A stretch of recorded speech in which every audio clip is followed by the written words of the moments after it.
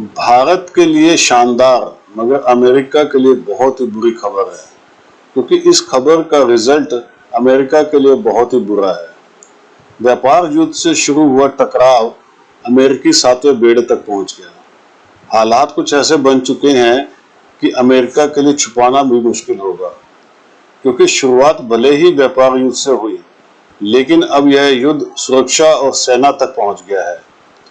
जिस बात की चेतावनी ट्रंप को अमेरिका के पूर्व सलाहकार दे रहे थे, अब वही चेतावनी हकीकत बन चुकी है। जैसा कि अमेरिकी सेना का सातवां बेड़ा, जो फिलहाल पश्चिमी प्रशांत और हिंद महासागर में तैनात है, और इस अमेरिकी सातवें बेड़े का मुख्यालय जापान के योकोसुका में है। लेकिन पिछले साल इजराइल पर जब हूती विद्रोहियों ने बड़े पैमाने पर मिसाइल अटैक किया था, तब उस समय अमेरिका के सातवें बेड़े ने नहीं, पांचवें और छठे बेड़े ने उन मिसाइलों को बीच रास्ते में रोका था और उन युद्धपोतों को अमेरिका के सेंट्रल कमांड ने तैनात किया था। जिससे पता चलता है कि अमेरिका की नौसेना की एशिया में स्थिति बहुत ही ज्यादा मजबूत है। लेकिन जब से ट्रंप राष्ट्रपति बने और व्यापार युद्ध छेड़ दिया, तब से हालात बदल गए। दिक्कत यहाँ पर व्यापार युद्ध से नहीं है, बल्कि सबसे बड़ी दिक्कत अमेरिका के राष्ट्रपति ट्रंप की धमकियां देने वाली नीतियों से है। जैसे कि ट्रंप ने अब ताइवान को धमकाते हुए कहा कि अब ताइवान को अपने सेमीकंडक्टर का 50% प्रोडक्शन अमेरिका में शिफ्ट करना होगा, नहीं तो ताइवान को बड़ा नुकसान होगा। अब सवाल ये है कि ट्रंप ने ताइवान को धमकी देकर खुद अमेरिका की सुरक्षा गारंटी का ही सम्मान नहीं। आप जानते हैं, ताइवान अमेरिका की सुरक्षा गारंटी की छतरी के नीचे बैठा है, लेकिन अब ताइवान को ही अमेरिका धमकाने लग पड़ा। भले ही ट्रंप ने व्यापार युद्ध की धमकी सबको दी, लेकिन ट्रंप अरबों डॉलर अमेरिका में इन्वेस्ट करने और व्यापार शिफ्ट करने की धमकी उन्हें दे रहा है जो सालों से अमेरिकी सुरक्षा गारंटी की छत के नीचे बैठे हैं।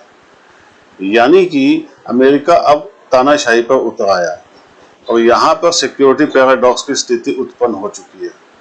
सिक्योरिटी पैराडॉक्स यानी जिन देशों ने कई वर्ष पहले अपनी सुरक्षा के लिए अमेरिका की सुरक्षा गारंटी में बैठने का फैसला किया, लेकिन अब वही फैसला उनके लिए सबसे बड़ी खतरे की घंटी बन चुका है। क्योंकि ट्रंप चाहता है जापान हो या साउथ कोरिया, ताइवान हो या ऑस्ट्रेलिया, दुनिया को छोड़कर सारा निवेश अमेरिका में करे। वहीं ताइवान सेमीकंडक्टर का उत्पादन अमेरिका में शिफ्ट करे, क्योंकि अमेरिका उनको सुरक्षा की गारंटी देता है। लेकिन भारत वो देश है जिसने अमेरिका की सिक्योरिटी पैराडॉक्स की स्थिति को तोड़ दिया। भारत ने कभी ऐसा कदम नहीं उठाया जिससे भारत की सुरक्षा अमेरिका पर निर्भर हो।